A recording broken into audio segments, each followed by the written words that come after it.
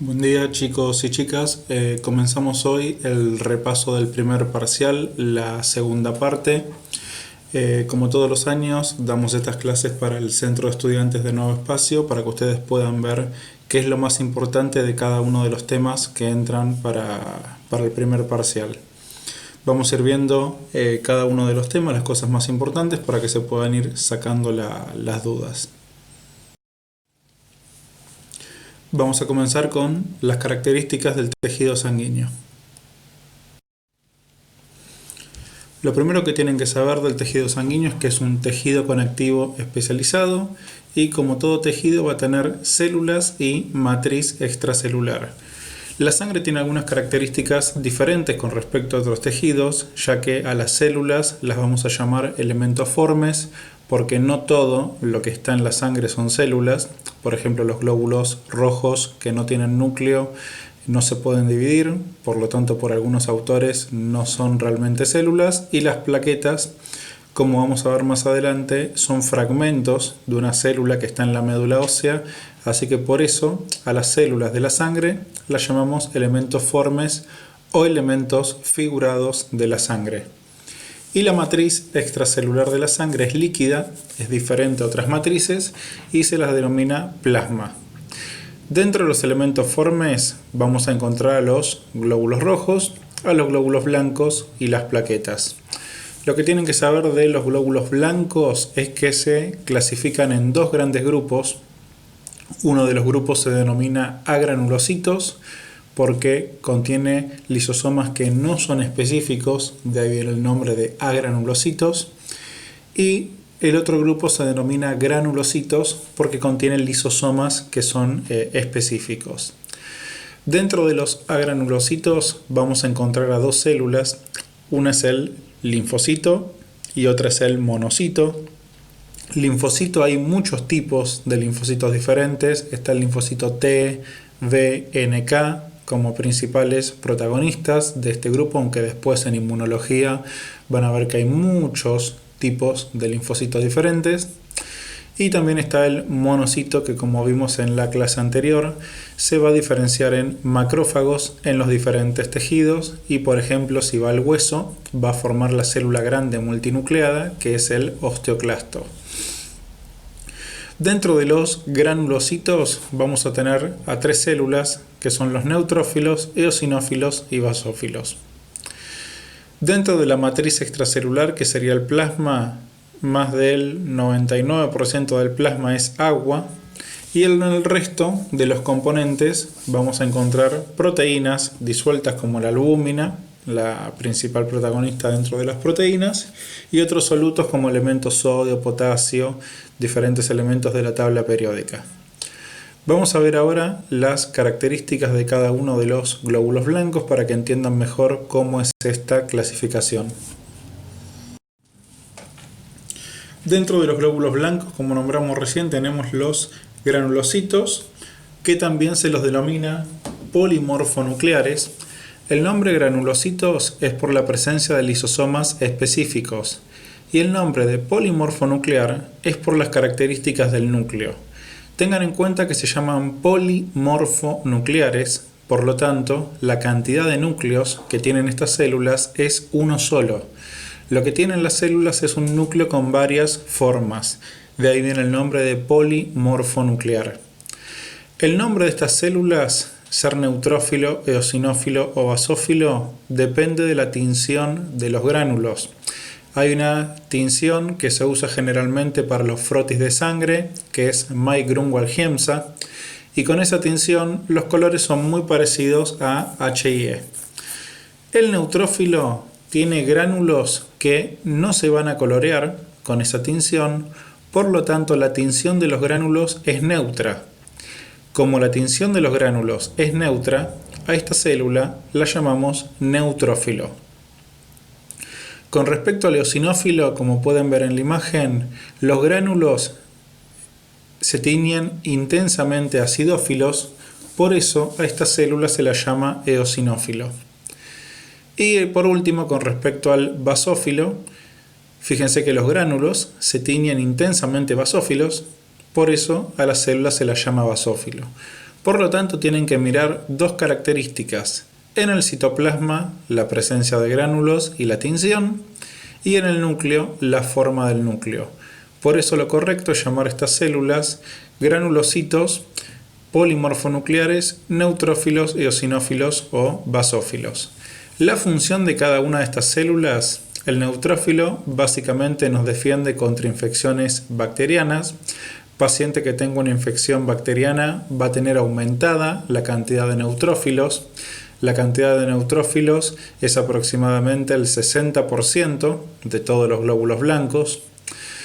Los eosinófilos nos van a defender contra parásitos principalmente, y están entre el 4 y el 6% la cantidad de eosinófilos. Y los basófilos son la menor cantidad, son cerca del 1% de los glóbulos blancos y participan en reacciones alérgicas por el contenido de esos gránulos que presentan histamina, al igual que otras células como el mastocito ubicado en el tejido conectivo. Dentro de los agranulocitos lo vamos a llamar también monomorfonucleares. Si miramos el citoplasma de los agranulocitos, vamos a ver que no hay gránulos específicos, por eso el citoplasma es más homogéneo en su tinción. Y con respecto al nombre de monomorfonuclear, tienen también un solo núcleo, como los anteriores, pero la forma es más redondeada. De ahí viene el nombre de monomorfonuclear. Si miramos el linfocito, va a ser una célula pequeña que tiene un borde de citoplasma muy delgado y el núcleo ocupa la mayor parte de esta célula. Y con respecto al monocito, lo característico es que el núcleo tenga una forma de riñón, arriñonado o de poroto, así se describe el núcleo, y vemos la presencia de un citoplasma más homogéneo en comparación a las células que están en la parte superior. Los monocitos, recuerden que se van a transformar en macrófagos en los tejidos periféricos, y los linfocitos pueden ser T, B o NK principalmente, pueden estar dentro de ese grupo.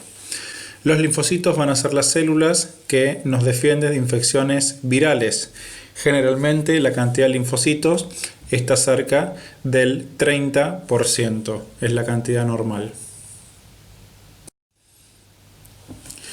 Acá vemos una imagen con mucho aumento, donde se pueden ver los glóbulos blancos en el centro de la imagen. Tenemos que analizar las características del citoplasma y las características del núcleo. Con respecto al citoplasma, la célula de la derecha tiene gránulos que se colorean muy poco, por lo tanto la tinción de los gránulos es neutra. Y si miramos el núcleo, tiene un solo núcleo con dos lóbulos, por lo tanto es un polimorfonuclear. Si juntamos esta información, la célula de la derecha se trata de un polimorfonuclear neutrófilo. Con respecto a la célula de la izquierda, si analizamos el citoplasma, tiene gránulos que se colorean intensamente acidófilos, y con respecto al núcleo, vemos que también presenta dos lóbulos, pero con una forma característica de anteojo. Esta célula se trata de un polimorfonuclear eosinófilo y generalmente tienen dos lóbulos. No siempre tienen dos lóbulos, pueden aparecer con más lóbulos, pero la mayoría de las veces lo van a encontrar con una imagen muy parecida a la que están viendo en esta clase. Alrededor de estos dos glóbulos blancos podemos encontrar los glóbulos rojos. Se puede ver que los glóbulos rojos no presentan núcleo. La parte central de la célula es más delgada y tiene un borde más grueso con respecto a la parte central. Esto le ayuda a los glóbulos rojos a aumentar la superficie para el intercambio de gases, ya que recuerden que estas células, los glóbulos rojos, se encuentran llenos de una proteína llamada hemoglobina en el interior. Ya no tienen núcleo cuando están en la sangre circulando, y su vida media de los glóbulos rojos es aproximadamente 120 días. Después de 120 días, cuando empiezan a perder su forma, pasan por el vaso y los macrófagos del vaso se encargan de fagocitar estas células que ya están envejecidas. Ese proceso es completamente normal y se denomina hemocateresis. Lo realiza el vaso. Las personas que no tienen vaso este trabajo lo pueden realizar perfectamente los macrófagos del hígado. Con respecto a esta imagen, también estamos viendo a mucho aumento un glóbulo blanco que presenta gránulos en el interior intensamente basófilos. Cuesta ver la forma del núcleo porque los gránulos suelen ocultar la forma correcta que tiene el núcleo, y si analizamos la información se trata de un polimorfo nuclear basófilo. Esos gránulos, por ejemplo, tienen histamina y participan en las reacciones alérgicas, al igual que el mastocito que está ubicado en el tejido conectivo. En los frotis de sangre es bastante complicado encontrar esta célula, el basófilo, porque se trata del 1% de los glóbulos blancos, por lo tanto eso quiere decir que de 100 glóbulos blancos que encontremos en una muestra, uno solo va a ser un basófilo. Por eso es más frecuente encontrar a los neutrófilos, que son el 60%, y a los linfocitos, que son el 30% de los elementos formes de la sangre.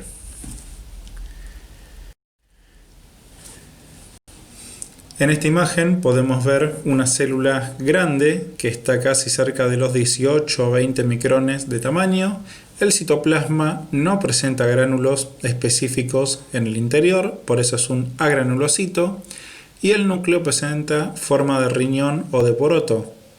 Por lo tanto, se trata de un monomorfo nuclear monocito. Alrededor podemos ver nuevamente los glóbulos rojos que presentan la parte central más pálida debido a la ausencia de núcleo. Estas células, los monocitos, son los que van a ir a diferentes tejidos para poder diferenciarse en los macrófagos.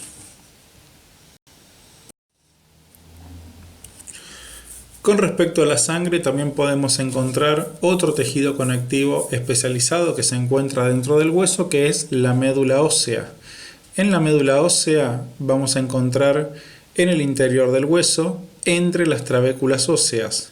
Va a tener células hematopoyéticas, o sea, las que van a formar sangre, en diferentes estadios del desarrollo. En la imagen que vemos a la derecha, vamos a ver células grandes, que son poliploides, se refiere a los megacariocitos. Vamos a ver que estas células son las que le dan origen a las plaquetas.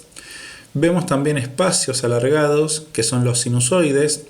Estos sinusoides se van a utilizar para que tanto los glóbulos rojos, blancos y las plaquetas puedan introducirse a la sangre. Recuerden que la pared del sinusoide es discontinua y esta pared discontinua es la que permite que puedan ingresar al torrente sanguíneo. En estos preparados suelen aparecer múltiples imágenes negativas. Una de las características es que puede ser por estos sinusoides, o otra de las características es que estos espacios claros sean debido a la presencia de médula ósea amarilla, o sea, la presencia de tejido adiposo, que como ya saben, los lípidos no se colorean con H&E, por eso suelen aparecer múltiples imágenes negativas en el interior del preparado. Aparecen muchas células y es debido a la gran cantidad de diferentes estadios de maduración de los diferentes glóbulos blancos y de los glóbulos rojos. Una de las características de la médula ósea es que vamos a encontrar lo que denominamos relación mieloeritroide. Se refiere a la relación entre los glóbulos blancos y los glóbulos rojos. Mielo hace referencia a glóbulo blanco y eritro hace referencia a glóbulo rojo. Lo normal es que la relación mieloeritroide sea 3:1. Esto quiere decir que hay más glóbulos blancos en estadio de maduración que glóbulos rojos. Esto hace referencia a que en realidad la cantidad de glóbulos blancos son más que los glóbulos rojos. Tenemos 5 glóbulos blancos diferentes: neutrófilo, sinófilo, basófilo, linfocito y monocito. Y además los glóbulos blancos generalmente viven poco tiempo. Algunos viven un par de horas y luego van a los tejidos conectivos. Por eso tiene que haber más lo que llamamos nidos blancos, que son las zonas donde se van a formar estos glóbulos blancos. Los glóbulos rojos además viven bastante tiempo, viven cerca de 120 días. Por eso hay menos zonas donde se van a generar glóbulos rojos que zonas donde se van a generar estos glóbulos blancos. Viven más y además es un solo tipo el glóbulo rojo. Por eso tenemos esta diferencia en la relación mieloeritroide. Con respecto a los nidos, son las zonas donde se van a formar los glóbulos blancos o las zonas donde se van a formar los glóbulos rojos. La célula que hace diagnóstico de nido blanco se denomina metamielocito y tiene un núcleo en forma de herradura o de media luna. Esto hace referencia a que se va a transformar en alguno de los tipos de glóbulos blancos, polimorfonucleares. Y con respecto a los nidos rojos, es la zona donde se van a formar los glóbulos rojos. La última célula que se puede identificar en la médula ósea antes de salir a la sangre se denomina normoblasto. Todavía tiene núcleo y va a tener una zona acidófila alrededor que representa la presencia de hemoglobina porque está a punto de liberarse hacia la sangre. Y la última célula que vamos a encontrar es el megacariocito. Son células grandes, son poliploides, tienen varias copias de los cromosomas y son las células que van a ser precursoras de las plaquetas. Los fragmentos del citoplasma del megacariocito son los que se van a liberar a la sangre a través de los sinusoides y esto va a liberar plaquetas hacia la sangre. Así que esto es todo lo que hay que reconocer en médula ósea. Vemos una imagen de la médula ósea a mucho aumento, donde podemos ver una gran celularidad en esta imagen. Esto hace referencia a que hay diferentes estadios de maduración de tanto los glóbulos blancos como los glóbulos rojos.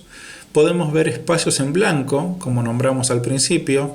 Estos espacios en blanco hay dos posibilidades. Pueden ser sinusoides, donde se van a liberar las células hacia la sangre, o pueden ser adipocitos. Con respecto a las células, en la parte superior se puede ver una célula grande, poliploide, con gran citoplasma, al lado de un espacio en blanco, y esta célula es el megacariocito.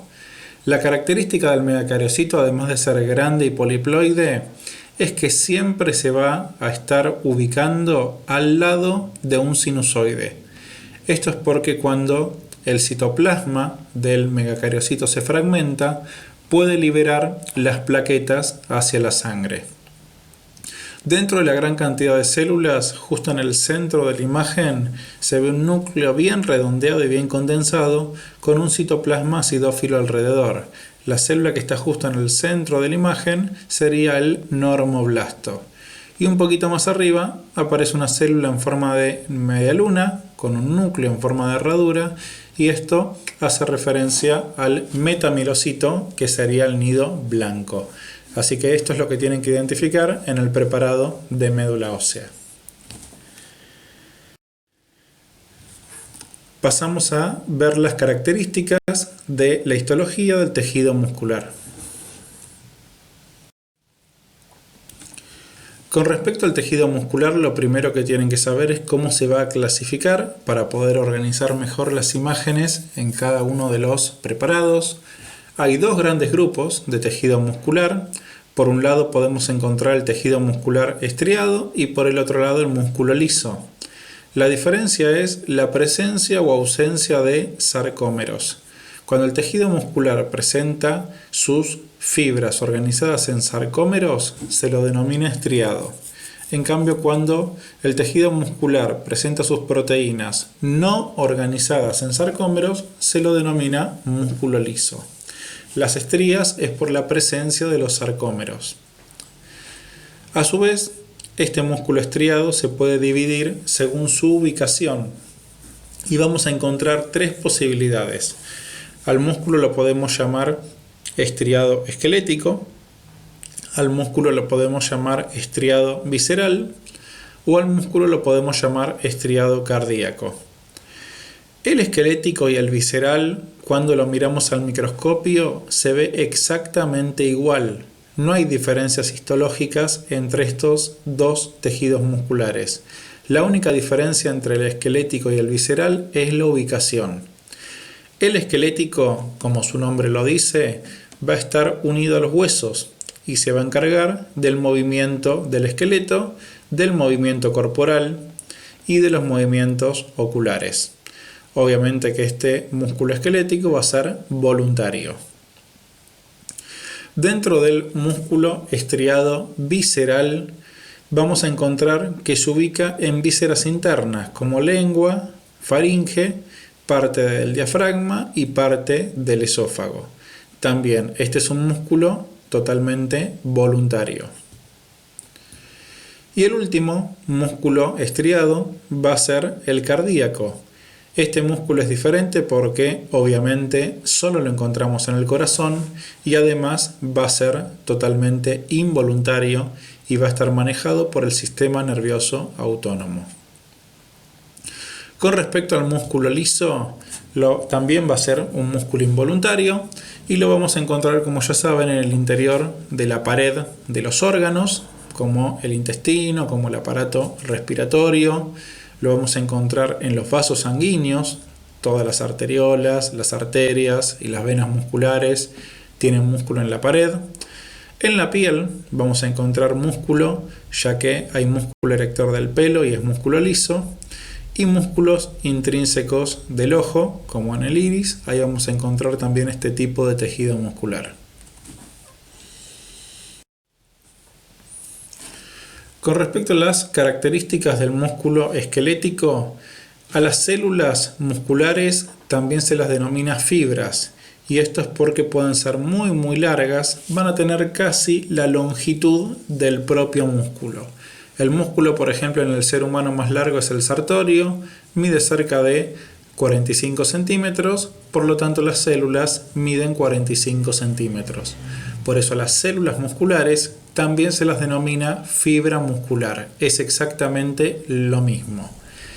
Tienen que tener en cuenta de no confundirse el término fibra con lo que hablábamos en la clase de tejido conectivo. Cuando en un tejido conectivo nombramos la palabra fibra, hacemos referencia a fibras colágenas, elásticas o reticulares. Estas fibras colágenas, elásticas o reticulares son proteínas que están ubicadas en la matriz extracelular. En cambio, las fibras musculares son células.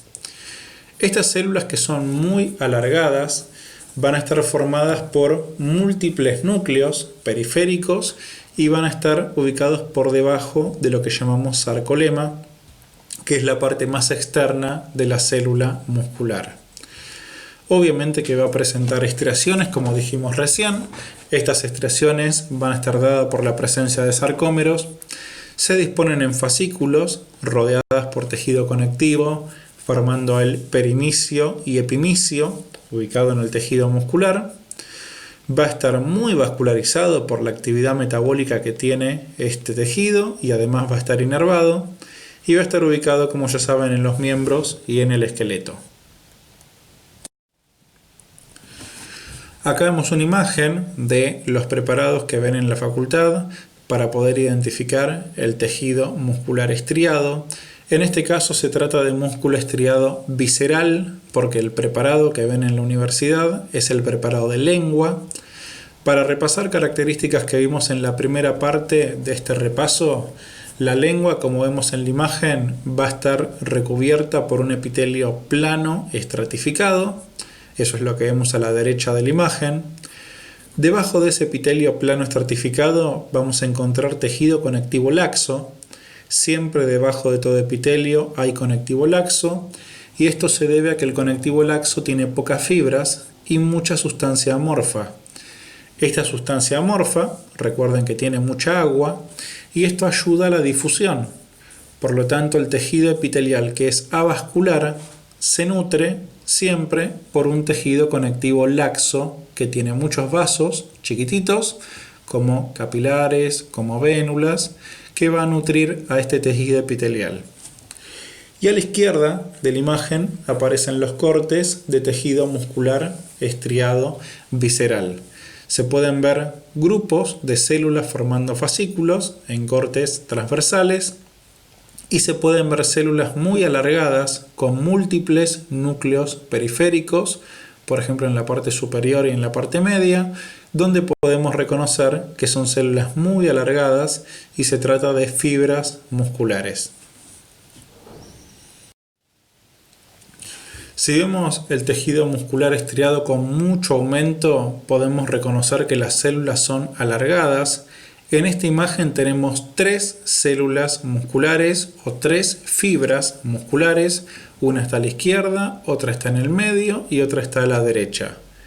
A mucho aumento podemos ver que aparecen estrías a lo largo de la célula y estas estrías hacen referencia a la presencia del sarcómero.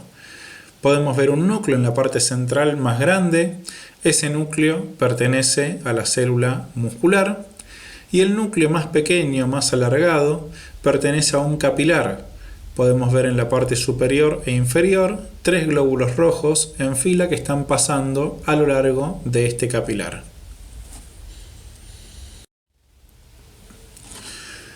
Con respecto al músculo cardíaco, también va a ser estriado, pero va a ser diferente al músculo que veíamos recién, al esquelético y al visceral. La gran diferencia entre el músculo cardíaco es que las células se van a ramificar. La célula se divide y se puede unir con otras células. Estas zonas de unión entre una célula y otra son las que se denominan discos intercalares. Esto es importante además de, para mantener a las células unidas, es para que el corazón pueda conducir y pueda contraerse de manera simultánea. En estos discos intercalares vamos a encontrar, por ejemplo, uniones nexo, y estas uniones nexo son las que permiten el pasaje del impulso eléctrico. Por eso cuando el corazón se contrae, lo hace de manera coordinada y todas sus células se contraen exactamente al mismo tiempo.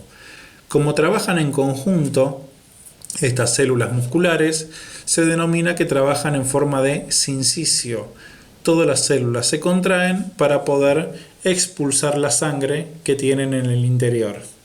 Y obviamente que solo va a estar ubicado en el corazón, este tejido muscular. Cuando vemos el preparado de tejido cardíaco a mucho aumento, podemos ver la presencia de estrías transversales. Estas estrías son los sarcómeros. La estructura del sarcómero del tejido cardíaco es exactamente igual a la del estriado esquelético y estriado visceral. Así que sarcómero lo estudian una vez y es exactamente lo mismo. Lo que podemos ver ahora es que las células son más cortas. Hay líneas bien acidófilas que cortan transversalmente a las células y estas líneas bien acidófilas representan a estos discos intercalares.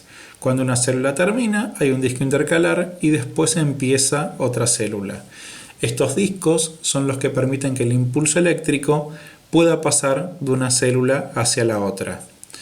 En la parte inferior de la imagen se puede ver bien cómo la célula se ramifica, se va dividiendo. Esto solo lo hace el músculo cardíaco. Y otra cosa que podemos reconocer en la imagen es que el núcleo de la célula es central y es rectangular. El músculo esquelético tenía múltiples núcleos periféricos. En cambio, el músculo cardíaco tiene 1 o 2 núcleos centrales y nada más. Y alrededor del núcleo, se ve más que nada en el centro de la imagen, hay una zona más clara, más pálida, que está ubicada en forma perinuclear, rodea al núcleo. Esta zona más pálida, más clara que rodea al núcleo, es la presencia de glucógeno. Recuerden que estas células se contraen de manera permanente y el glucógeno es la fuente de glucosa para poder fabricar ATP y de esta manera obtener la energía. El ATP era utilizado por las fibras gruesas de miosina para generar la contracción muscular.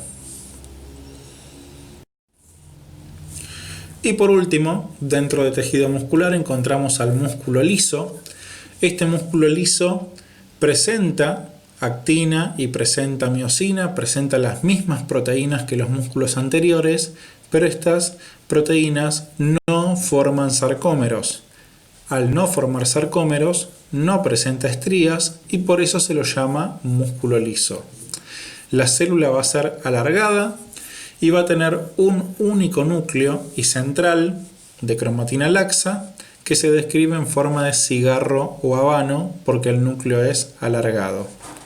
Pueden formar haces o láminas y están ubicados en órganos internos porque es un músculo totalmente involuntario. Va a formar la pared de órganos huecos como el aparato respiratorio, digestivo, genital masculino, femenino. Va a estar adentro de los vasos, en la pared de los vasos sanguíneos, y va a formar, por ejemplo, el músculo piroerector que va a estar ubicado en la piel. Acá podemos ver una imagen de músculo liso en dos tipos de corte. En la parte inferior de la imagen podemos ver que los núcleos son alargados en forma de cigarro o habano y presentan cromatina laxa. Cuando en un corte se ve el núcleo alargado, eso hace referencia de que el corte es longitudinal, porque vemos el largo de la célula. Se puede ver que es acidófilo, pero no tan acidófilo como los músculos anteriores, y esto es porque no presenta las fibrillas organizadas en sarcómeros. Por eso, dentro de los músculos va a ser el más pálido de todos, el menos acidófilo, debido a la ausencia de sarcómeros. En la parte superior se puede ver que los núcleos son redondeados. El núcleo es redondeado porque en este caso el corte es transversal. Así que de esta manera reconocemos a los dos tipos de corte de músculo liso, longitudinal en la parte inferior y transversal en la parte superior.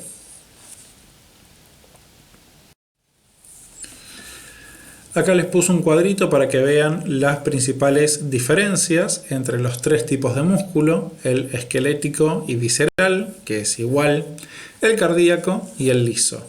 La célula en el esquelético va a ser grande y alargada, recuerden que podía medir hasta 45 centímetros en el ser humano. El cardíaco es más corto, porque las células estaban unidas entre sí, y el liso va a ser más alargado. El esquelético formaba fascículos, por eso estaba rodeado por tejido conectivo que se llamaba perimicio y epimicio. Los núcleos del esquelético van a ser múltiples y periféricos, en cambio en el cardíaco va a ser uno o dos centrales y van a ser rectangulares. Se describen a veces como ladrillos estos núcleos del músculo cardíaco por su forma rectangular. Y el músculo liso solo tiene un núcleo central. Con respecto a lo que dice acá que son túbulos T, los túbulos T son invaginaciones de la membrana plasmática. Estas invaginaciones son como canales que se ramifican en el interior de la célula y permite que el impulso que activa las células ingrese al interior de la célula y de esta manera se puedan activar todos los sarcómeros al mismo tiempo. Tanto los sarcómeros que están en la parte externa de la célula como los que están en la parte más interna. Cuando una célula se contrae, todos los sarcómeros se contraen al mismo tiempo y con la máxima fuerza posible. Entonces, cuando una célula se activa toda la célula. Esto es gracias a que los túbulos T llevan la despolarización hacia el interior de la célula y se ramifica en el interior. Si cada célula, cada vez que se contrae, lo hace con la máxima fuerza posible, la forma de regular la cantidad de fuerza que hacemos es viendo cuántas células activamos. Por ejemplo, si queremos levantar con la mano algo liviano, capaz que el músculo activa, 10 o 20 células nada más. Ahora, si queremos levantar una pesa, algo mucho más pesado, el tejido nervioso puede activar 100, 1000 o millones de células. Entonces, cuanto más fuerza queremos hacer, más células se activan.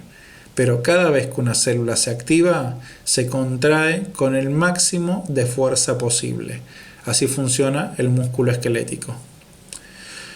Y con respecto a la inervación, ya nombramos el esquelético es voluntario, cardíaco y liso son involuntarios. Y por último pasamos a ver las características generales del tejido nervioso. Lo primero que tienen que saber del tejido nervioso es que vamos a encontrar células y matriz, como en todo tejido. El tejido nervioso, al igual que el muscular que vimos recién, son tejidos básicos, por lo tanto, siempre lo vamos a encontrar en todas las muestras que podamos ver al microscopio. Vamos a encontrar obviamente neuronas y vamos a encontrar a células que le dan sostén a las neuronas. Estas células que le dan sostén se denominan células de la glía. A la glía la podemos dividir en dos grandes grupos, macro y microglía, y a su vez la macroglía tiene varias células en el interior. Los astrocitos, oligodendrocitos, célula de Schwann, célula satélite y células ependimarias. Y dentro de la categoría de microglía hay una sola célula que es el microgliocito. La función importante del astrocito es formar la barrera hematoencefálica. Esto es para que diferentes componentes de la sangre no puedan entrar al sistema nervioso y no puedan dañar a las neuronas. Recuerden que esta barrera estaba formada por la prolongación del astrocito, una membrana basal y el endotelio. Eran los tres componentes de la barrera hematoencefálica. Los oligodendrocitos son las células que van a formar mielina en el sistema nervioso central. Esta célula va a tener varias prolongaciones y va a rodear a varios axones al mismo tiempo. La célula de Schwann también se va a encargar de formar mielina, pero en el sistema nervioso periférico. Estas células de Schwann envuelven a los axones y de esta manera le forman el recubrimiento lipídico para que puedan mejorar y acelerar la conducción del impulso eléctrico. Células satélite son células que van a rodear a las neuronas en los ganglios, tanto simpáticos como parasimpáticos. Ahí encontramos células denominadas satélite. Y células ependimarias, obviamente las encontramos recubriendo el conducto del epéndimo y los ventrículos. Dentro de la microglía, el microgliocito es una célula que, como su nombre lo dice, es muy pequeña y pasa a ser el macrófago del sistema nervioso. Si es un macrófago, el origen es exactamente el mismo que todos los macrófagos que están en los tejidos. El origen van a ser los monocitos de la sangre. Así que de esta manera tenemos un panorama de ubicación y clasificación de cada una de las células de la glía. Con respecto a las neuronas, las podemos dividir en tres grandes grupos. Las de la izquierda se denominan sensitivas, las centrales se denominan interneuronas o de integración y las de la derecha se denominan neuronas motoras. La función de las neuronas sensitivas es llevar la información desde la periferia hacia el sistema nervioso central. Estas neuronas son las que, por ejemplo, forman los nervios periféricos que llevan la información de la piel hacia la médula espinal. El cuerpo de la neurona, la zona donde está ubicado el núcleo, estaría formando lo que se conoce como ganglio anexo a la raíz dorsal. Y las prolongaciones son las que van a formar los nervios periféricos para poder llevar la información sensitiva desde la periferia hacia la médula. Dentro de las neuronas de integración o interneuronas hay dos neuronas muy importantes. Una es la que está más arriba, que es la neurona piramidal. Como su nombre lo dice, tiene forma piramidal y es una de las neuronas importantes ubicadas en el centro de la corteza cerebral. Ahora, cuando veamos la imagen de la corteza cerebral, vamos a poder ver la característica de estas neuronas que son piramidales. Y la otra neurona importante de integración o interneurona es la neurona de Purkinje. Cuando leemos este nombre Purkinje, tienen que tener cuidado de no confundir con una célula que está en el corazón, que también se llama de Purkinje, pero la célula del corazón es una célula muscular cardíaca. Y acá estamos hablando de tejido nervioso, estamos hablando de neuronas. Generalmente se confunden estas células porque la célula de Purkinje del corazón conduce el impulso eléctrico y es la que va a ramificar el impulso a lo largo de los ventrículos. A pesar de que conduce el impulso eléctrico y a pesar de que se llama de Purkinje, la célula del corazón es una célula muscular estriada cardíaca. No es una neurona. En este caso estamos hablando de la neurona de Purkinje. Esta neurona de Purkinje se va a encontrar en la corteza del cerebelo. Va a ser una de las células ubicada en esta región. Como vemos en la imagen, tiene muchas prolongaciones en la parte superior. Estas prolongaciones son las que se denominan dendritas. Es en realidad la neurona que tiene más dendritas de todas de las que existen. Una sola neurona de Purkinje puede llegar a tener hasta más de 100.000 dendritas, 100.000 prolongaciones por célula, y se van a ramificar en la corteza del cerebelo. Y hacia abajo sale una prolongación que son el axón. Siempre hay un solo axón por neurona. Las dendritas pueden ser muchas, pero el axón siempre es uno solo. Y a la derecha podemos encontrar una neurona que se denomina motora. Estas neuronas motoras son las que van a estar ubicadas en el asta anterior de la médula espinal y son las que van a llevar la información hacia el músculo estriado esquelético. Por lo tanto, van a ser los responsables del movimiento del esqueleto o del movimiento del músculo liso intestinal. Por eso se denominan neuronas motoras. Con respecto a la clasificación anatómica del sistema nervioso, esto lo van a ver ahora en neuroanatomía, se puede dividir en central y periférico.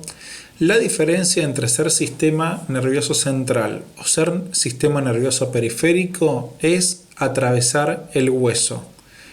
Mientras estemos dentro del cráneo o mientras estemos dentro del canal medular formado por las vértebras, somos parte del sistema nervioso central. Una vez que atravesamos los agujeros de la base del cráneo o una vez que atravesamos los agujeros de conjunción entre las vértebras, ya nos convertimos en sistema nervioso periférico. Esa es la diferencia anatómica entre ser central y ser periférico. El sistema nervioso central abarca el encéfalo, la médula y la primera parte de los pares craneales y espinales. Y el sistema nervioso periférico, mejor dicho, abarca los pares craneales, ahora sí, los ganglios, las zonas donde van a estar ubicados los cuerpos neuronales y terminaciones nerviosas. Dentro del encéfalo vamos a encontrar tres sectores diferentes: prosencéfalo, cerebro anterior, mesencéfalo, cerebro medio y rombencéfalo o cerebro posterior. El prosencéfalo se divide en tele y diencéfalo, mesencéfalo siempre es mesencéfalo y rombencéfalo se divide en protuberancia, bulbo y cerebelo. Así que esta es la clasificación general de la composición del sistema nervioso. También lo podemos clasificar de otra manera, que es la forma funcional. Puede ser somático o autónomo. Somático hace referencia a que es voluntario. En cambio, el autónomo va a ser involuntario.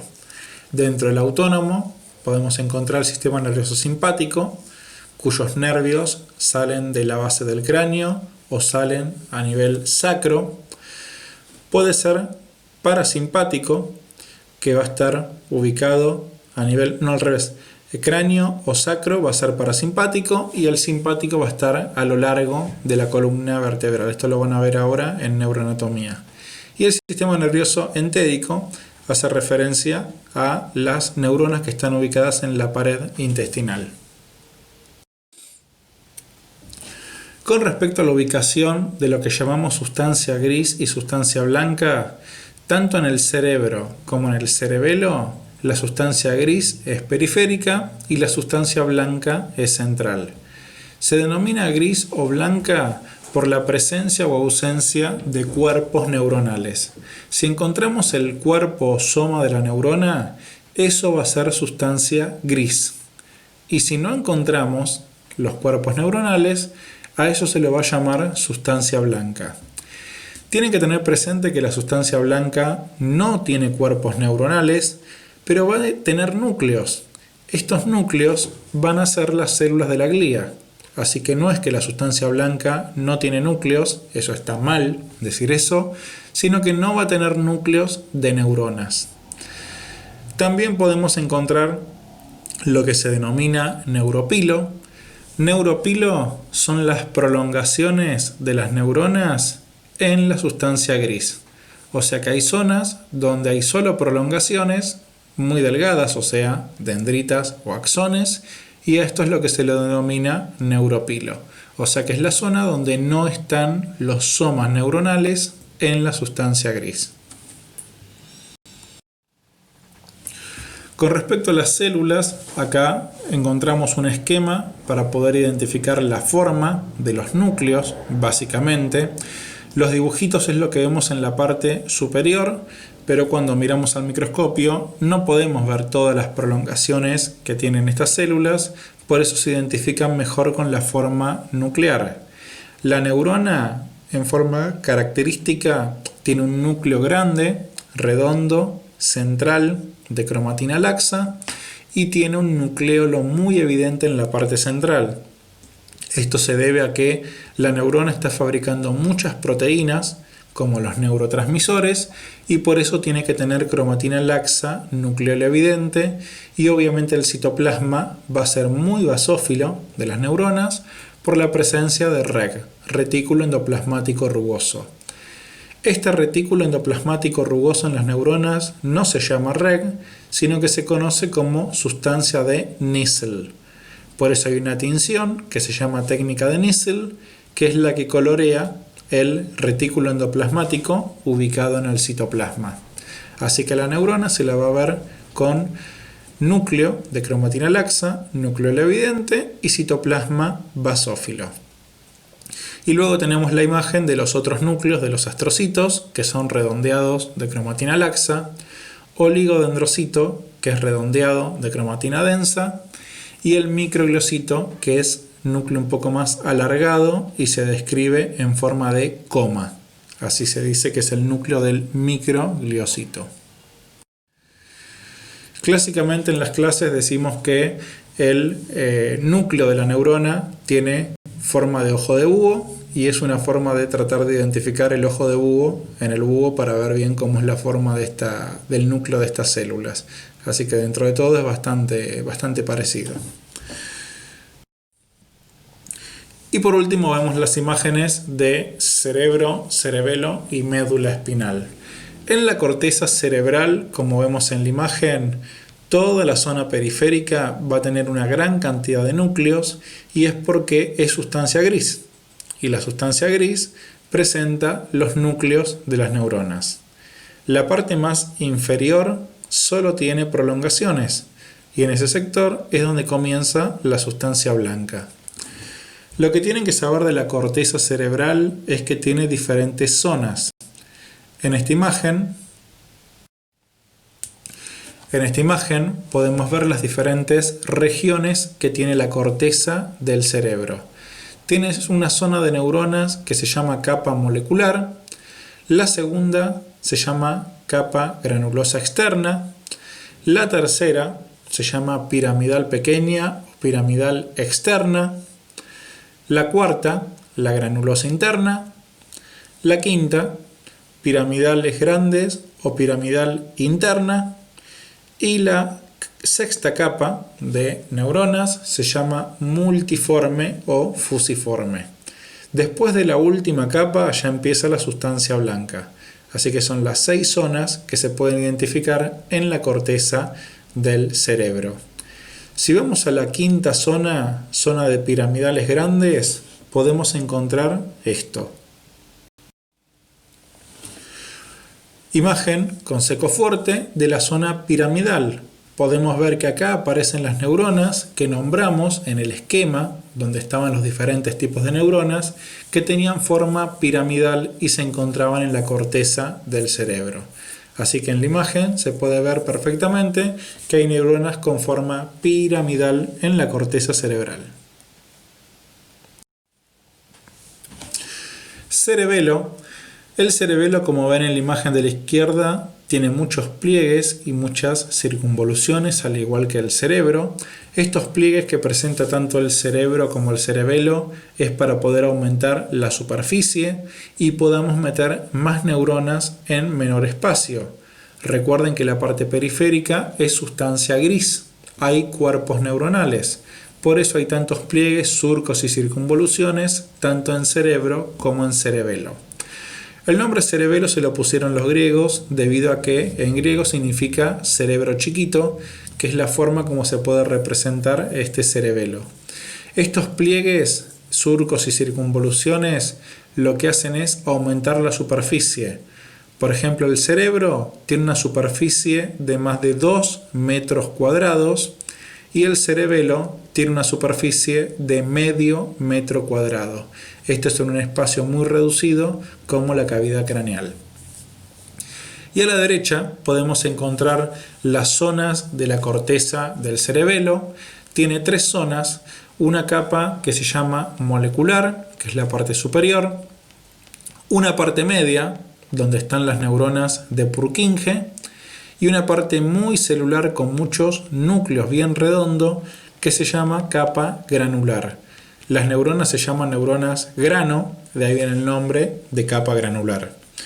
Y más abajo aparecen prolongaciones que hacen referencia a la sustancia blanca. Imagen nuevamente de la corteza del cerebelo con HY, donde podemos ver las capas molecular, Purkinje y granular en orden inverso a como lo veíamos antes. Es la imagen que vemos a la derecha. Y a la izquierda se puede ver esos surcos y circunvoluciones, esos pliegues que tiene la corteza del cerebelo. Imagen donde podemos ver a la neurona de Purkinje. Esta neurona de Purkinje es una de las neuronas de asociación o interneurona y es la que se caracterizaba por tener muchísimas dendritas. Es una célula que puede tener más de 100.000 prolongaciones por célula.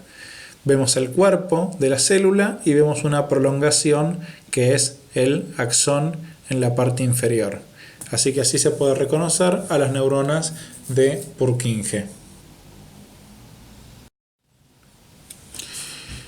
Y por último, para terminar, vemos algunas características de la médula.